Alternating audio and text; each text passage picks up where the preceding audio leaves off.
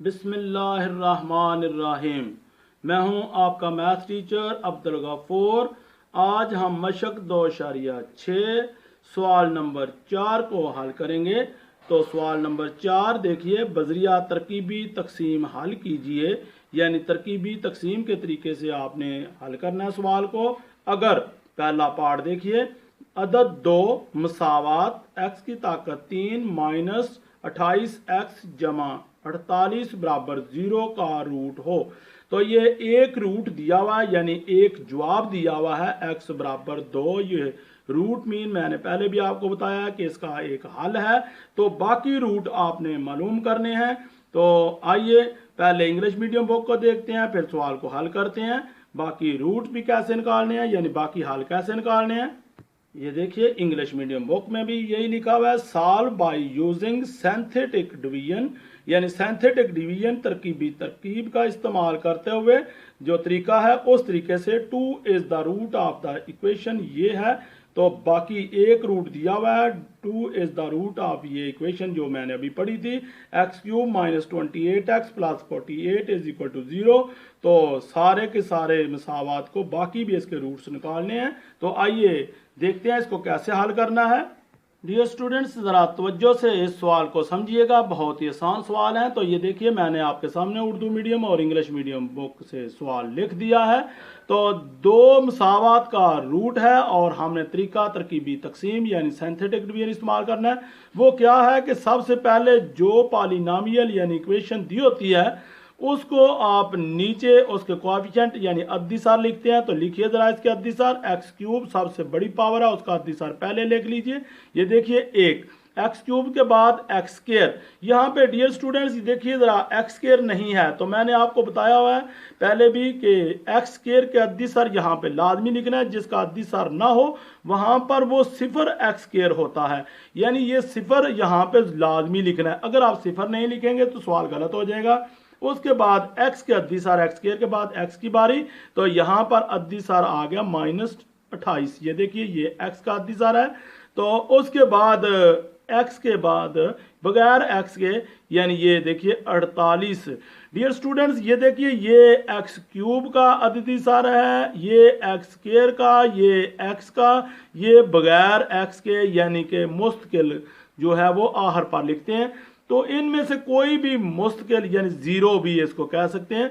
यानी तरतीब से हर एक का अद्दिसार आपको नजर आना चाहिए। ये मैंने वैसे ही लिख दिया, इसको लिखने की जरूरत नहीं है, आपको सिर्फ समझाने के लिए कि आपको पता हो कि कोई भी मिस नहीं होना चाहिए। और उसके बाद एक रूट क्या होता है, मैंने पहले भी आपको बताया हुआ है कि रूट मीन हल, यानी एक हल x बराबर कीमत दी हुई है। ये जो अदद 2 लिखा हुआ है इसका रूट हो, यानी 2 is the root mean x की कीमत, रूट मीन x की कीमत, यानी एक जवाब 2 दिया हुआ है। तो जवाब को यहां पर लिखते हैं, बाकी जवाब आपने निकालना है क्योंकि इसकी ताकत है 3 जवाब लाने हैं।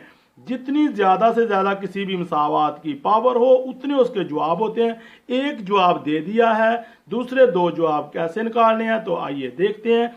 सबसे पहले सिंथेटिक डिवीजन भी उसने कहा हुआ है, तो तरकीबी तकसीम को इस्तेमाल करना है। तो पहला अदद उसी तरह लिखते हैं। तो ये देखिए 1 उसी तरह नीचे हमने लिख दिया। अब इसको ज़रब दे के अगले अदद के नीचे लिखते हैं। तो 2 एक बार 2 ज़रब दे के 2 एक बार 2। इसको फिर जमा करते हैं, 2 और 0 को जमा करेंगे तो ये 2। फिर उसी तरीके से ये ज़रब दे के नेक्स्ट के सामने नीचे लिखेंगे। तो 2 बार ये देखिए यहाँ पर 4, फिर जमा करेंगे जिस तरह यहाँ पे जमा किया। तो नफी 28 जमा 4 नफी 24। फिर आपने इसके साथ मल्टीप्लाई करना है। तो ये देखिए ज़रब दें, 2 ज़रब नफी 24 नफी 48। उसी तरीके से फिर ये ज़रब देते हैं, जमा करते हैं सॉरी, तो वो 0 आ गया है और ये बाकी या रिमाइंडर कहलाता है। तो डियर स्टूडेंट्स क्योंकि ये इसका हल है, हल का मतलब ये जब तकसीम करेंगे तो बाकी ये 0 लाजमी आएगा। अगर यहाँ पर 0 बाकी ना आता तो इसका मतलब सवाल गलत था। अगर 0 इसको लिख दिया कि ये 0 जो है ये बाकी आ गया यानी रिमाइंडर है, इसका मतलब ये रूट बिल्कुल सही उसने बताया हुआ कि एक हल है। अब बाकी जो मसावात है उसको लिख दीजिए। डियर स्टूडेंट्स, आपने यहाँ पर जरा तवज्जो देनी है कि पहले मुसावात 3 दर्जी थी, हर जितने भी रूट से आप तकसीम करेंगे 1 दर्जा कम कर देंगे।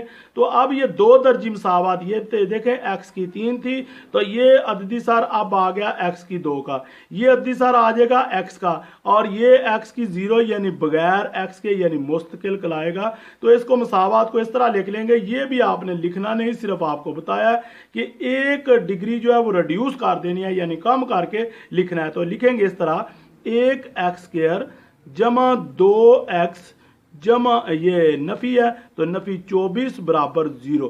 ये अब 2 दर्जी मुसावात बन गई है यानी क्वाड्रेटिक इक्वेशन। क्वाड्रेटिक इक्वेशन को हल करने के लिए आपने पहला पूरा चैप्टर पढ़ा हुआ है। 3 मेथड है, बदरिया तकमील मरबा, बदरिया तजजी यानी फैक्टराइजेशन और बदरिया बाय फार्मूला। तो जिस तरीके से आपका जी चाहे इसको हल कीजिए वही सही होगा।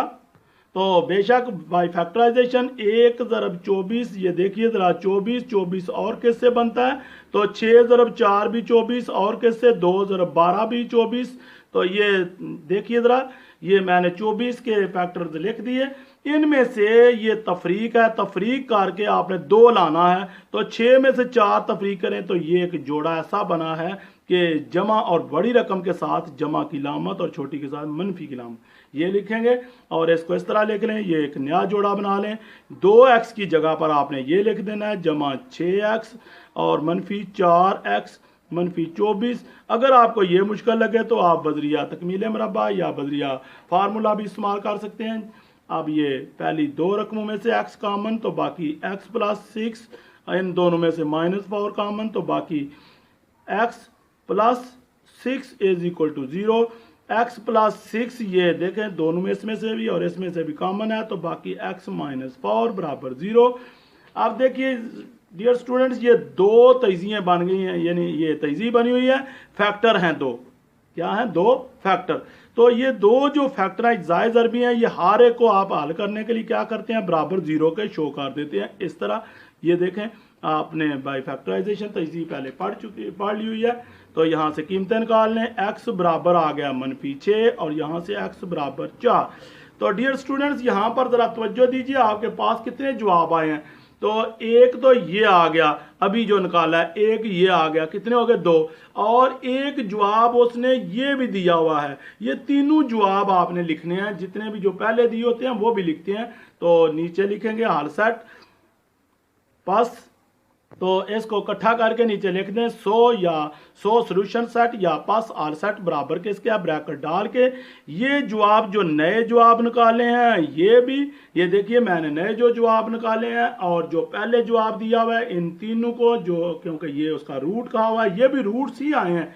ये जो नए निकाले गए ना ये भी रूट्स ही हैं। डियर स्टूडेंट्स ये जरा ज़हन में रहे।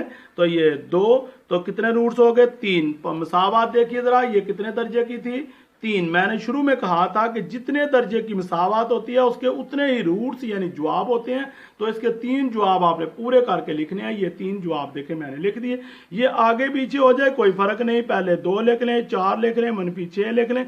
ये जिस तरह से भी आप लिखेंगे ना तो ये सही होगा। ये लिखें, जिस तरीके से भी आगे पीछे करके कोई फर्क नहीं है, तो ये दुरुस्त है। डियर स्टूडेंट्स, अगर आप हल सेट लिख देते हैं फिर भी सही है। अगर आप हल, क्योंकि शुरू में इसमें सिर्फ इतना ही कहा गया है कि solve by using synthetic division, यानी हल कीजिए यानी कीमतें निकालिए। अगर आप यही लिखते जाते हैं तो फिर भी कोई बात नहीं। तो ये हल है, ये पहले ही मैंने आपको लिख दिया। अगर यहाँ तक भी लिख देंगे तो ये सवाल गलत नहीं है, अलबत्ता बहुत ही ठीक है। हल सेट ना भी लिखेंगे तो फिर भी गलत नहीं है, लिख दिया तो फिर भी गलत नहीं। थैंक यू, अल्लाह हाफिज़। अगर आपको मेरी ये वीडियो पसंद आई हो तो चैनल को सब्सक्राइब करना ना भूलिए और लाइक भी कीजिए और कमेंट्स भी दीजिए कि आपको मेरा ये लेसन कैसा लगा। थैंक यू, अल्लाह हाफिज़।